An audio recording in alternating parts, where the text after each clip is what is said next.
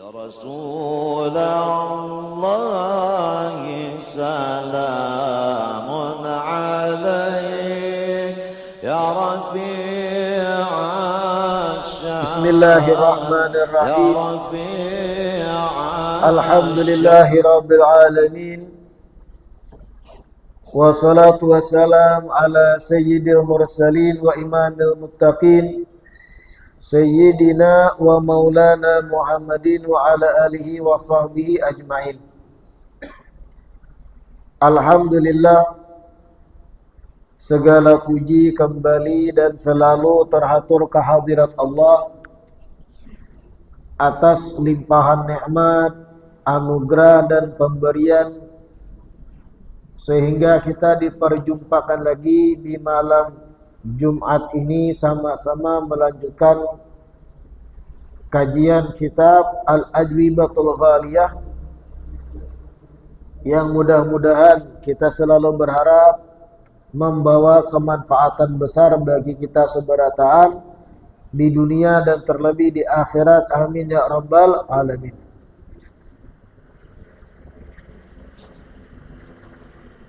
Melanjutkan pembahasan seputar sampainya kiriman pahala bacaan Al-Quran serta pahala zikir kepada orang yang sudah wafat.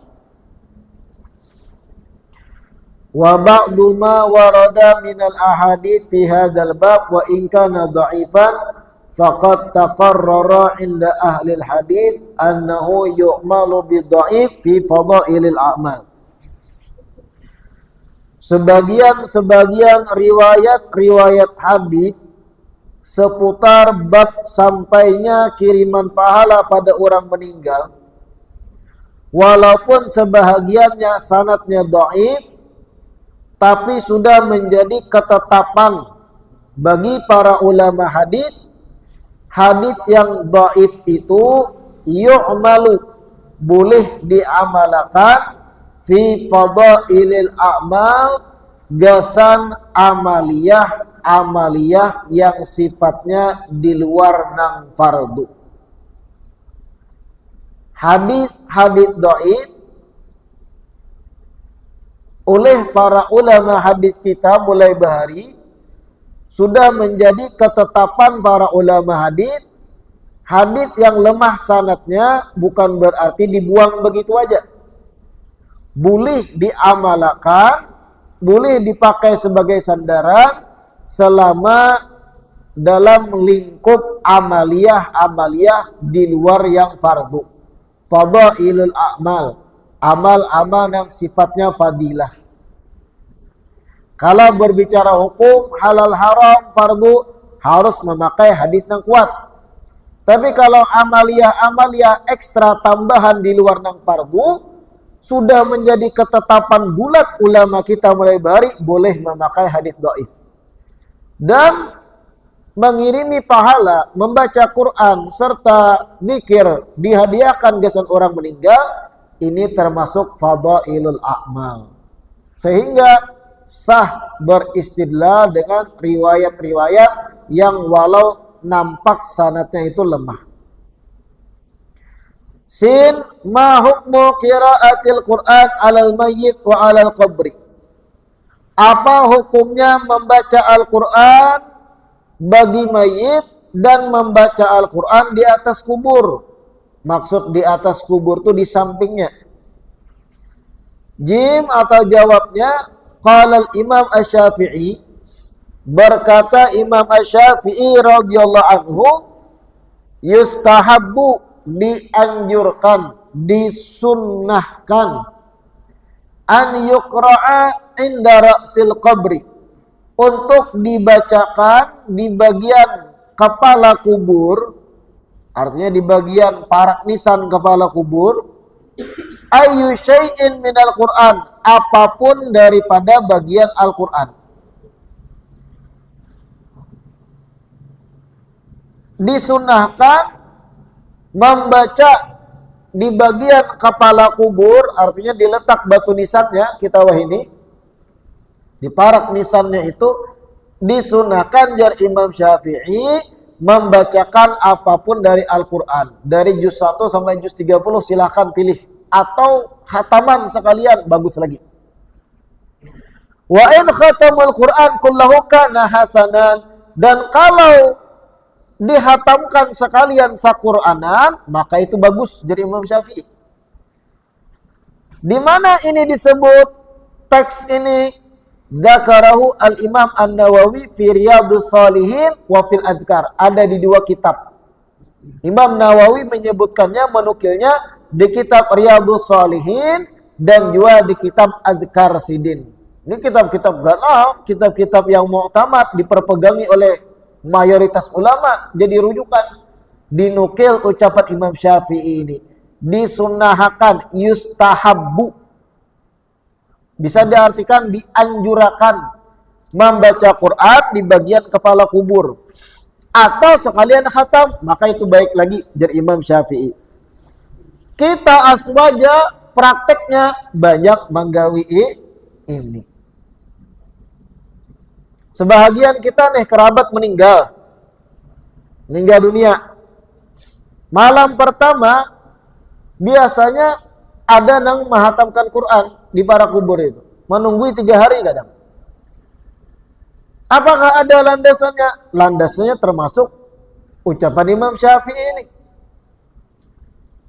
Biasanya kerabat mayat itu kada sanggup hatam Quran. Lalu apa? Minta tolong pada santri-santri, kaum masjid dan yang lain menghatamkan Quran di kubur. Boleh. Lalu diberi upah, sah itu. Bagus. Lebih bagus lagi daripada inya sekedar menyetel MP3 wara. Nah, ada juga kuburan-kuburan pakai MP3 weh ini. Disatilakan Al-Quran. Cari di YouTube ada kan pintamu tuh. Apakah bagus itu? Lebih bagus lagi orangnya yang menghatamkan Quran. Kalau nang rekaman suara MP3 disetel di kuburan ayat Al-Quran, apakah sampai pahalanya? Wallahu a'lam. Di kitab-kitab tuh orangnya yang membaca. Ada orangnya menunggui. Kalau rekaman-rekaman itu wallahu a'lam. Tapi rahmat Allah luas. Rahmat Allah Ta'ala itu maha luas. Cuma lebih baik orangnya langsung nang menghatamkan Quran. Person, manusia. Jangan rekaman MP3. Ada kuburan-kuburan wah ini lo lihat di YouTube dan yang lain. Beistilah diandalkan MP3. Tahu MP3 kalau alat yang memutar suara tuh. Karena Quran sebagian dibacakan. Madalil ala jawazi dzalik. Apa dalilnya diperbolehkannya membaca Quran di kubur itu? Jim jawabnya dalilu ma taqaddama qariban min qali Ibnu Umar radhiyallahu anhu. Dalilnya yang sudah liwat baru saja pembahasan sebelum ini, yaitu ucapan Sayyidina Abdullah bin Umar. Ujar Abdullah bin Umar radhiyallahu anhu, "Idza mata ahadukum fala tahbisuh." Apabila salah seorang dari kalian meninggal dunia, jangan ditahan-tahan. Artinya cepat-cepatlah proses dalam memandii, mengafani, menyembahyangkannya. Kecuali dalam fikih itu ada keluarga nang dekat benar nang dihadangi, nang pasti datangnya 2-3 jam lagi, marah ditunda. Tapi afdalnya dilajui proses pemandian, pengkafanan dan pensolatan serta dikuburnya. Idza mata ahadukum fala tahbisuh. Apabila salah seorang dari kalian meninggal, jangan ditahan-tahani, jar Abdullah bin Umar. Wa asri'u bihi ila qabrih. Percepat bawainya dalam kuburnya. Wal yuqra, dan hendaknya dibacakan inda ra'sihi, di bagian kepala kubur, bagian atas kuburnya, Fatihatul Kitab, dibacakan hendaknya Fatihah dari Al-Quran, Alkitab. Wa inda rijlaihi Fatihatul Baqarah, dan di bagian batis kuburnya hendaknya dibacakan Fatihatul Baqarah, pembuka dari surat Al-Baqarah. Ini satu dalil sahabat Nabi yang menyuruhkan dan sahabat ketika berucap kayak itu kada mungkin atas pendapat pribadi. Pasti kesimpulan dari yang inya lihat, yang inya pahami dari perbuatan baginda Rasulullah sallallahu alaihi wasallam. Wa taqaddama hadits al-marfu, dan telah lewat pembahasan juga hadits yang marfu, hadits dari Nabi, iqra'u ala mautakum Yasin. Ujar Nabi riwayat ini, bacakanlah oleh kalian surat Yasin bagi orang-orang meninggal di antara kalian. Wa anna ba'da muhadditsin qad hamalahu 'alal haqiqah kama huwa zahirul hadits. Sesungguhnya sebahagian ahli tahqiq, sebahagian dari ulama hadis memahami perintah Rasul membaca surat Yasin bagi orang meninggal ini adalah memang gasan orang yang sudah meninggal pasti. Nah, kenapa jadi ada pembahasan ini?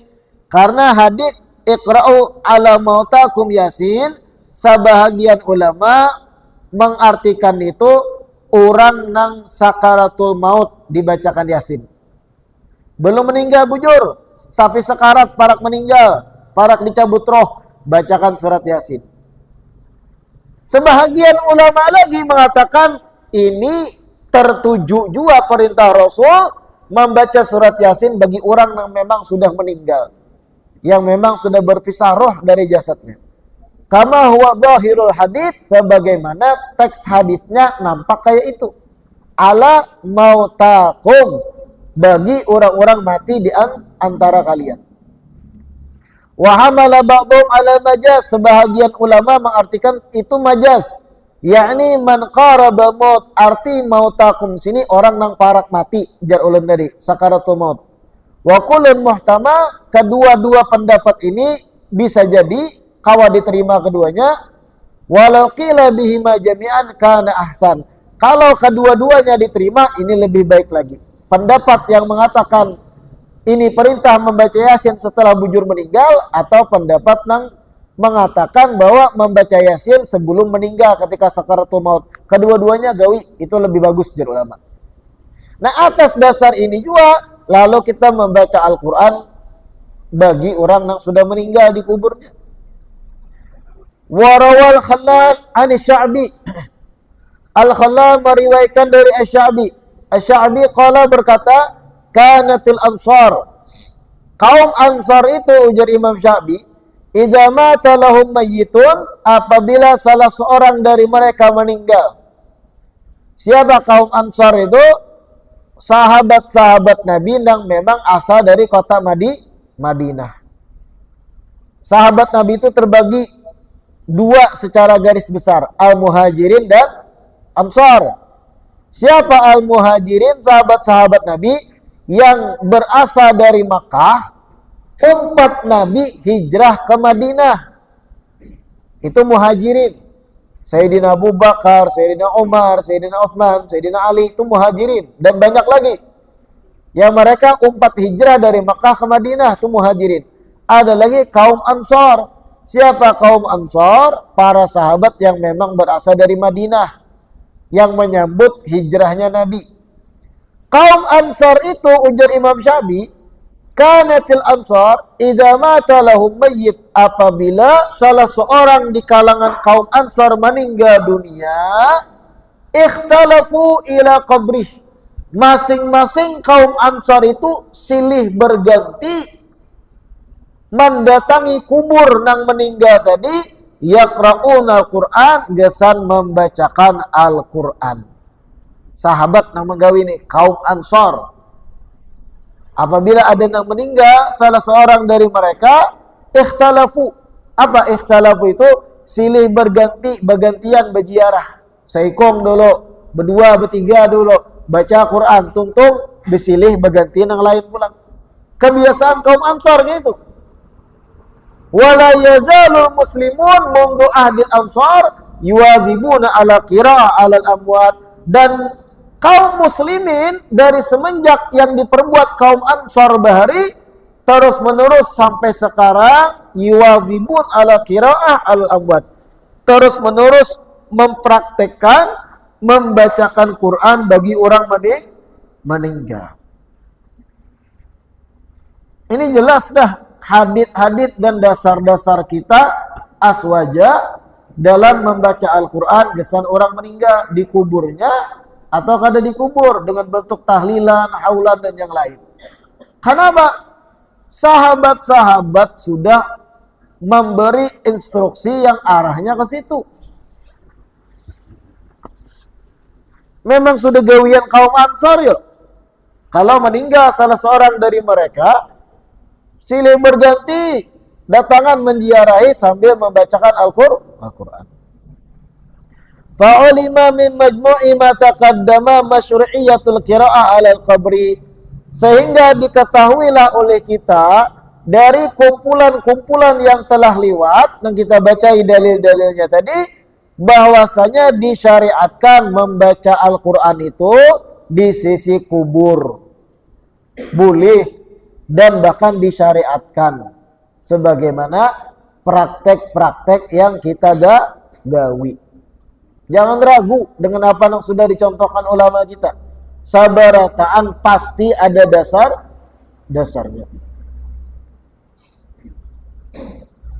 Ma makna qaulihi ta'ala wa an laysa lil insan illa ma sa'a, wa qaulihi sallallahu alaihi wasallam idza mata ibnu adam inqata'a 'amaluh. Babuhan Wahabi, Salafi Wahabi, anti dengan praktek mengirimi pahala gesan orang meninggal. Dipadakannya kada sampai. Dipadakannya sia-sia. Dipadakannya percuma. Batahlil, bahaul, baca Quran gesan orang meninggal di kubur, percuma, sia-sia, ujar Wahabi. Sehingga babuhannya kada dalam menggawi itu. Dan babuhan Wahabi itu terkadang memakai dalil juga di dalam menyerang praktek yang kita gawi. Ada dari Al-Quran diambilnya, ada dari hadis, tapi pemahamannya pemahaman mereka. Salah satu ayat Al-Quran yang rancak dipakai buhannya untuk menyerang praktek kita aswaja mengirimi pahala bagi orang meninggal adalah firman Allah dalam surat An-Najm ayat 39, wa an laisa lil insani illa ma sa'a. Yang kalau diterjemahkan, seorang insan, seorang manusia itu tidak memiliki apapun kecuali apa yang diupayakannya. Artinya seseorang ketika meninggal, inya kada bisi apa-apa kecuali apa yang diamalakannya. Itu jangan akan menemaninya di kubur. Nah, itu paham Wahabi itu. Wa an laisa lil insan illa ma sa'a. Allah Ta'ala berfirman dia buahnya. Maka nahab kalau membaca ayat itu kalah kita. Allah Ta'ala telah berfirman dalam Al-Quran, wa an laisa lil insan illa ma sa'a. Seorang insan itu tidak memiliki kecuali apa yang ia upayakan, apa yang ia perbuat ketika hidup beramal soleh, itu saja yang akan ia bawa dalam kubur. Sehingga dengan ayat ini jelas mereka-mereka yang membaca Quran sia-sia, percuma, tidak sampai dalam kuburnya. Wah, nahap kada itu bandir. Kada biasa ulun itu. Tapi ketika bepandirnya nahap kayak itu, banyak orang terjebak. Oh, berarti sia-sia leh. Salah kai-kai ku behari datu-datuku nih nang membaca Quran. Ada yang terpengaruh. Padahal ayat ini sudah dijelaskan ulama. Ini tidak menafikan sampainya pahala dalam kubur. Bebuhan Wahabi memahami secara sempit. Itu ayat narancak dipakai buahnya. Karena kita kupas kayak apa menjelaskan ayat itu. Ada lagi hadis Nabi yang rancak mereka pakai untuk menyerang praktek kita aswaja mengirim pahala pada orang meninggal, yaitu sabda Rasulullah, "Idza mata ibnu adama inqata'a 'amaluhu illa min thalath. Shadaqatin jariyatin wa ilmin yuntafa'u bih wa waladin salihin yad'ulah." Ujar Nabi, apabila seorang manusia meninggal, putus baginya amalnya kecuali dari 3. Yang pertama, sedekah jariah. Yang kedua, ilmu bermanfaat. Yang ketiga, anak soleh. Nah, Wahabi rancak pakai dalil ini juga. Bukankah Rasulullah sudah pernah bersabda, idza mata ibnu Adam, apabila seorang anak cucu manusia meninggal, In qata'a amalu. Nahab kaitunya. Putuslah baginya amalnya. Illa min thalath. Kecuali dari 3 hal. Sadaqatin jariyah. Sedekah jariyah. Wa ilmin yuntafa'u bih. Ilmu bermanfaat. Wa waladin salihin yad'ulah. Anak soleh yang mendoakan. Hanya 3 yang tidak terputus. Tidak disebut keempat, kelima, keenam. Tahlilan, bacaan Quran, haul. Tidak ada itu semua. Ikhwani rahimakumullah. Wah. Kayak apa pian mendengar kayak gitu? Hah? Wahabi kayak itu rancak yang menyampaikan materi ilmunya. Jelas-jelas Rasul mengatakan kalau mati manusia putus baginya amalnya. Kecuali 3 saja. Sedekah jariyah, ilmu bermanfaat, dan anak soleh. 3 saja, ikhwani rahimakumullah. Tidak ada yang keempat tahlil. Tidak ada yang kelima haul. Oh, harap pandir buahnya. Siapa Bian menjawabnya? Hah. Orang awam yang kada belajar kayak kita di sini terjebak. Bujur, kada ada tahlilan disebut Nabi. 3 jangan kada putus amalnya. Sedekah jariyah, ilmu bermanfaat, dan doa anak soleh. Ayo. 2 dari buahnya. Quran sebutin surat An-Najm. Sebutinnya hadis ini. Kita aswaja mulai bahari sudah mengupas ini. Pertama-tama pian pahami dulu. Seandainya kada sampai pahala Quran kepada orang meninggal, kenapa disyariatkan sembahyang jenazah? Seandainya nih doa kiriman pahala kada sampai gesan orang meninggal, kenapa ada sholat jenazah? Sholat jenazah itu mendoakan orang meninggal kada? Mendoakan orang meninggal. Siapa yang mendoakan? Orang hidup. Yang didoakan orang meninggal. Berarti dari situ sudah jelas bahwasanya doa orang hidup sampai pada orang meninggal. Sekarang di antara yang 3 tadi Nabi kada menyebut sholat jenazah. Apakah saling bertabrakan?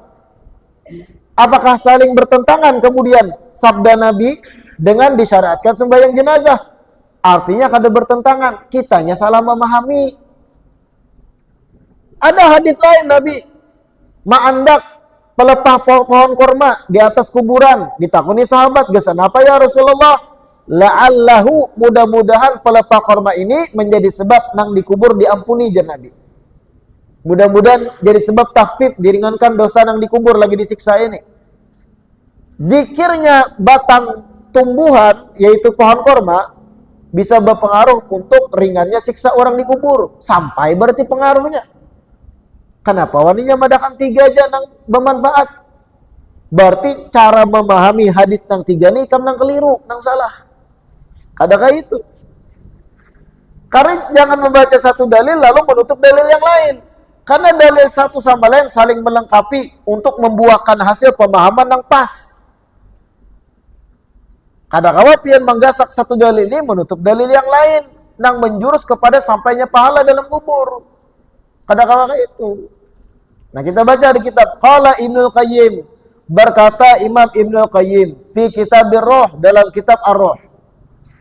Innal Quran, ini mengomentari ayat wa an laisa lil insan illa ma sa'a tadi.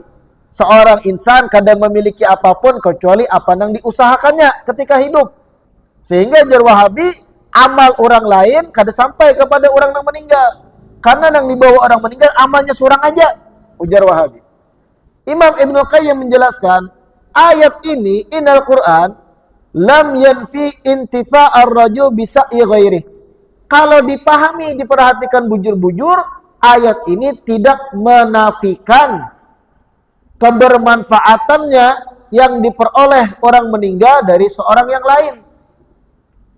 Ayat ini tidak menafikan orang meninggal ar-rajul bisa mengambil kemanfaatan bisa ighairihi dengan usaha orang lain. Kadang itu ayat ini berbunyi.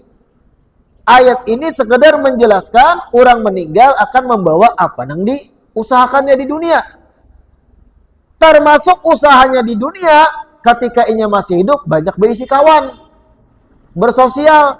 Lalu inya meninggal, kawanannya tadi mendoakan inya. Itu bagian dari usaha inya. termasuk dari apa yang ia usahakan ketika hidup. Nah, ujar Ibnu Qayyim di sini, wa amma sa'yu ghairihi, adapun usaha orang lain, amal ibadat orang lain, fahuwa milku sa'i, maka itu kepemilikan nang menggawinya.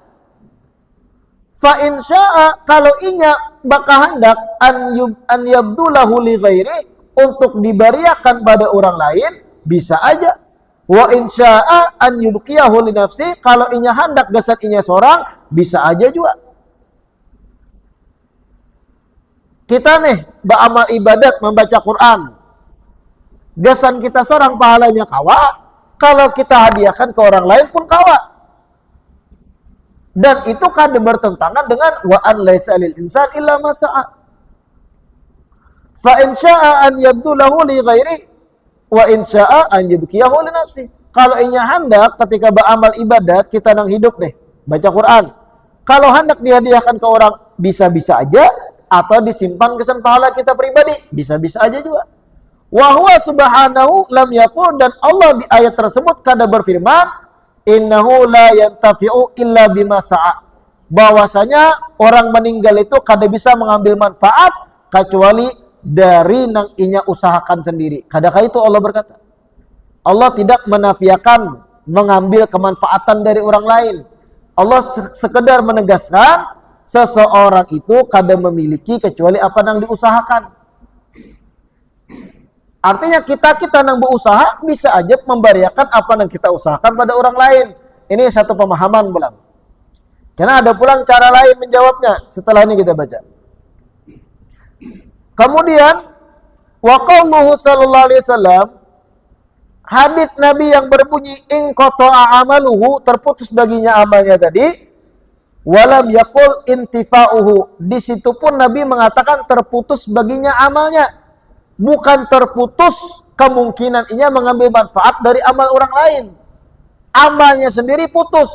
Kenapa amalnya sendiri putus? Karena meninggal. Kalaulah orang meninggal sembahyang pulang,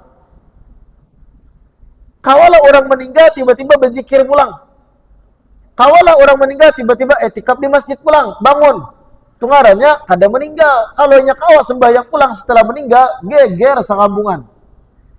Artinya sabda Nabi, idza mata ibnu Adam, kalau manusia meninggal, in qata'a amaluhu, putus baginya amalnya.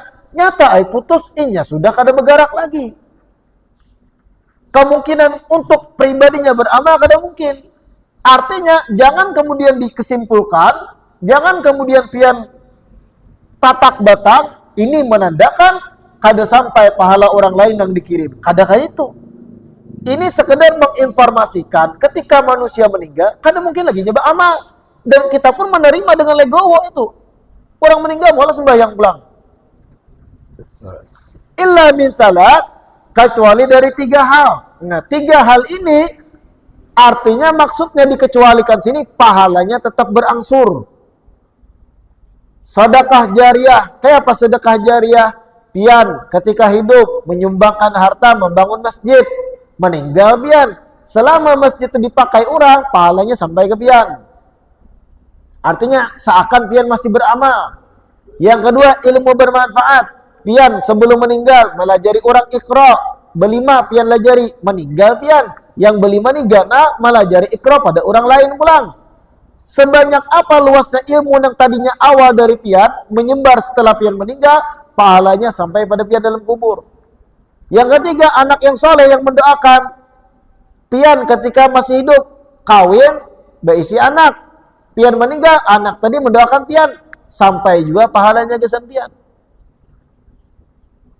Jangan kemudian disimpulkan ini dalil bahwa orang meninggal kada mungkin mengambil kemanfaatan dari amal orang lain. Kada kayak itu. Kada boleh menyimpulkan kayak itu. Ada satu sudut jawaban lain seputar hadis ini yang berkaitan dengan ilmu nahu. Hadis ini tadi kan berbunyi apabila seorang manusia meninggal putus baginya amalnya kecuali 3. Yang urutan ketiga, waladin solehin yad'u lahu, anak soleh yang mendoakannya. Artinya kalau ia meninggal, selama anak soleh ini hidup, selama itu juga pahalanya sampai badainya ketika anak soleh ini mendoakan. Dari tinjauan ilmu nahu, ketika Nabi menyebut anak soleh itu lafadznya waladin salihin. Ini dalam ilmu nahu disebut isim nakiroh.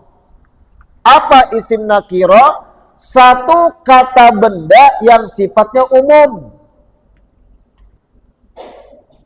Ulun contohkan ketika ulun menyebut seorang laki-laki. Umum gak ada? Umum, siapapun bisa masuk di situ. Tapi ketika ulun sebut seorang laki-laki itu misalnya, ada tambahan itu, maka lebih mengerucut pada apa yang ulun tunjuk. Nah, itu menjadi ma'rifah karena dalam ilmu nahu. Karena diidhafahkan dengan itu, isim isyarah. Tapi ketika inya tunggal seorang laki-laki, rajulun dalam bahasa Arab, siapapun bisa masuk situ. Anak siapapun selama inya laki-laki masuk kategori seorang laki-laki. Sama ketika Nabi menyebut waladin salihin. Ini nakirah juga, umum. Anak yang soleh, anak siapapun, walau bukan anak yang meninggal. Walaupun kedede tali kekerabatan, anak siapapun masuk selama inya baik, soleh. Pian nih, tetangga meninggal, pian mendoakan, masuk juga jar ulama. Walau pian itu lain anak yang meninggal. Kenapa? Pian itu anak umah bapak pian, masuk kategori kata anak juga walad. Walau bukan anak dari yang meninggal, pian anak umah bapak pian, masuk kategori waladin salihin yad'ulah. Sehingga waladin salihin ini mencakup muslimin muslimat siapapun selama mendoakan. Kada mesti anak nang meninggal. Ini pun menjadi satu sisi jawaban kenapa kita mendoakan orang meninggal, karena kita masuk dalam kategori waladin salihin, mendoakan orang yang meninggal. Ini satu sudut pandang lain, ada dijabarkan di kitab di luar kitab ini. Wa amma amalu ghairi, di kitab adapun amal ibadah orang lain, fahuwa li amilihi, maka milik nang beramal. Fa in wahabahu lahu, kalau inya hadiahkan bagi nang meninggal, faqad wasala ilaihi thawabu amali al-amil, la thawabu amalihi hu. Maka pahala yang beramal tadi sampai kepada si mayit, bukan pahala si mayit itu sendiri. Fal munqati'u syai'un wa wasilu syai'un akhar. Maka pembahasan terputus itu tersendiri, dan sampainya pahala pada orang meninggal itu pembahasan yang lain. Jangan dikait-kaitkan gitu. Wa dzakara ahli tafsir. Nah, ini menyebut dan menjelaskan surat An-Najm tadi, wa an laisa lil insan illa ma sa'a. Sebahagian ulama tafsir menyebut an Ibni Abbas dari penyampaian Sayyidina Abdullah bin Abbas radhiyallahu anhuma. Ana qaulahu ta'ala, bahwasanya firman Allah, wa an laisa lil insan illa ma sa'a. Sesungguhnya seorang insan tuh kada memiliki kecuali apa yang diusahakan. Ayat ini jar Abdullah bin Abbas, mansukhul hukmi fi hadhihi syariah, telah dihapus ketetapan hukumnya di syariat Nabi kita Muhammad. Ayat ini mansuh hukumnya. Dengan apa dimansuh, dihapus hukumnya? Dengan firman Allah Ta'ala yang lain, walladzina amanu wattaba'athum dzurriyyatuhum biimanin alhaqna bihim dzurriyyatahum.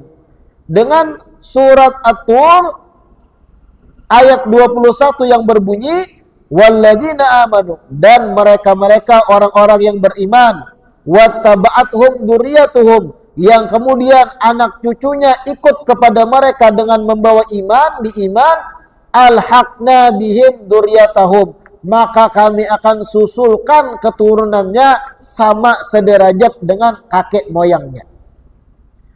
Artinya surat At-Tur ini menjelaskan ketika datu-datunya banyak beramal soleh, wali-wali misal, anak cucu cicitnya bermodalkan iman aja, tapi kada banyak amal solehnya. Menurut ayat ini, anak cucunya tadi bisa sederajat dengan datunya di hari kiamat. Karena apa? alhaqna bihim, kami susulkan, ujar Allah Ta'ala. Asal beriman anak cucu tadi. Fa'adkhalal abna al-jannata bisalahil aba. Maka dari ayat ini, para anak cucu tadi Allah masukkan dalam surga dengan kesolehan para kakek moyangnya. Artinya amal orang lain bisa menjadi keuntungan bagi orang lainnya. Amal datu-datunya bisa menguntungkan bagi anak cucunya, dan kada sebanyak itu beramal.